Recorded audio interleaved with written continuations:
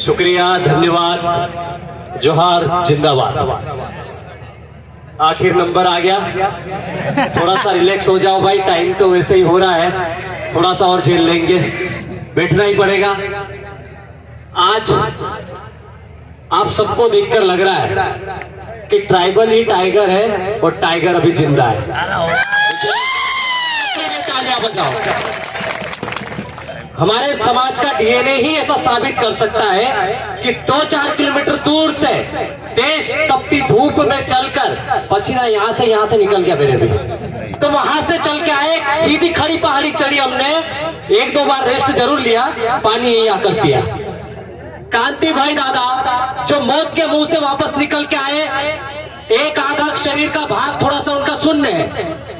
इस स्टेज पर हमारे लोग जो थोड़े बहुत पढ़े लिखे हैं ना, कर्मचारी अधिकारी जिनको बोलते हैं चालक पालक बालक, लेकिन समाज के गद्दार और अपने आंडू पांडू नेता भी है, तो ऐसे लोग इसी में आराम करते हैं, वो भर्ती होके रेस्ट करते हैं, और कांति भाई अभी ड्रोन के लिए लड़ाई कर रहे हैं। देखो फर्क है कि नहीं फर्क है? तो ये इलेक्शन और सिलेक्शन में इतना बड़ा फर्क इस मंच से पता चला, आपको पता चला कि नहीं पता चला? तो ये ऐसे जो परिणाम है वो ऐसे कार्यक्रम से ही देखने को मिलते हैं। दोस्तों, मुद्दे की बात करता हूं सीधे सीधे। बहुत बड़े बड़े वक्ता आए हैं, देश के कोने कोने से लोग आए हैं। मैं इतना बड़ा व्यक्ति नहीं हूं, उम्र से भी लग रहा है, वजन से भी लग रहा है, ज्यादा बोलने की जरूरत नहीं है, लेकिन जो बात बोलता हूं बहुत कड़वी और सच बोलता हूं। 110 साल हो गए हैं। 1913 में हुआ था मानपुर हत्याकांड, जो जलियांवाला बाग हत्याकांड से भी ज्यादा भयानक था। इतिहास में लिखा जाता है 1500 भी, लेकिन तब गोविंद गुरु जी के नेतृत्व में, राणा पुंजा भील के नेतृत्व में, सरदार जो पुंजा भील थे उस समय, उनके नेतृत्व में 50,000 से ज्यादा लोग यहाँ पर एकत्रित हुए थे। सिर्फ और सिर्फ जल जंगल जमीन और अपने भील प्रदेश स्टेट की बात कर रहे हैं। उस समय भीलिस्तान की कल्पना की जाती थी। तो उस समय राजा रजवाड़े घबरा गए कि आदिवासी लोग एकत्रित हो गए भाई इस पहाड़ी पे, क्यों इकट्ठे हो रहे हैं, किस चीज के लिए मांग कर रहे हैं? तो जब अंग्रेजों से बातचीत चालू हो गई है तो उनको लगा कि ऐसा नहीं हो कि ये अंग्रेज इनको भीलिस्तान सेना दे दे, भीलिस्तान प्रदेश दे दे। तो उन्होंने ही चुगली करी, जैसे आजकल के 2-4 लोग करते हैं, हमारे पीठ के पीछे चुगली। हमारे लोगों के ऊपर एफआईआर कराते हैं, हमारे लोगों को जिला बदल कराते हैं, हमारे ही ऊपर एट्रोसिटी हमारे ही ऊपर एफआईआर होती है, हमारे लोग जेल में जाते हैं। तो उस समय भी ऐसे 2-4 लोग थे हमारे साथ के, उन्होंने ही हमारे आंदोलन को दबाया। उन्होंने अंग्रेजों को सूचना दी, राजा रजवाड़ों को सूचना दी, और वो लोग आए अपनी सेना के साथ में। और सेना कौन सी?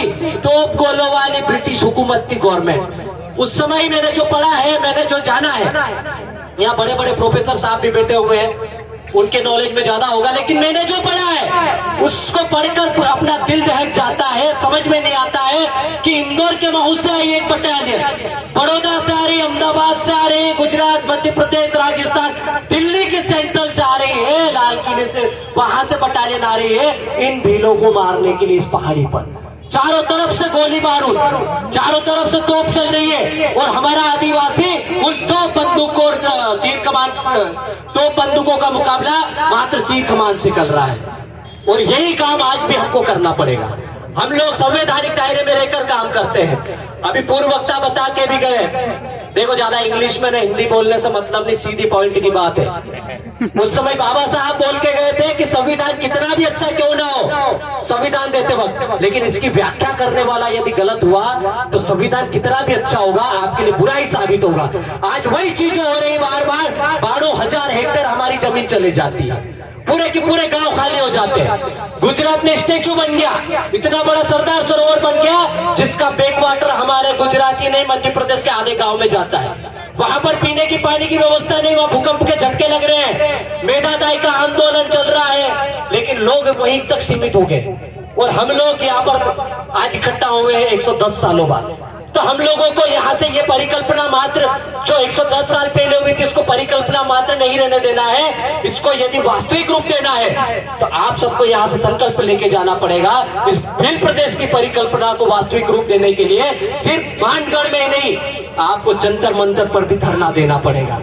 और आपको भूखे प्यासे जिस तरह से अभी यहाँ से वहां तक चढ़े हो, जिस तरह से आप सुबह से निकले थे यहाँ तक पहुंचे हो, बेसिक वे से आपको कोई भील प्रदेश के लिए दिल्ली में ले जाने के लिए भी पैसे नहीं देगा। उस समय भी आपको ये सामाजिक आंदोलन के लोग हैं तो सामाजिक तरीके से घर घर से एक मुट्ठी नमक, एक मुट्ठी चावल, एक मुट्ठी आटे के साथ में जाना पड़ेगा। और जब तक तोड़ेंगे नहीं तब तक छोड़ेंगे नहीं, ये तो आपको पता ही है। तो वैसे ही आपको करना पड़ेगा, जब तक लेंगे नहीं तब तक वापस आएंगे भी नहीं। तो ऐसा ही आपको संकल्प लेकर जाना पड़ेगा। और चारों राज्य के लोगों को अब ना भीड़ चलेगा, ना भीलाला चलेगा, ना पटला चलेगा, ना बारेला। आदिवासी सारे जब समुदाय एक होते हैं आदिवासियों के, तब आदिवासी बनता है। और ये आदिवासी प्रदेश, भील प्रदेश यदि बनाने की परिकल्पना हम लोग करते हैं तो समस्त देश के आदिवासियों को एकजुट होना पड़ेगा।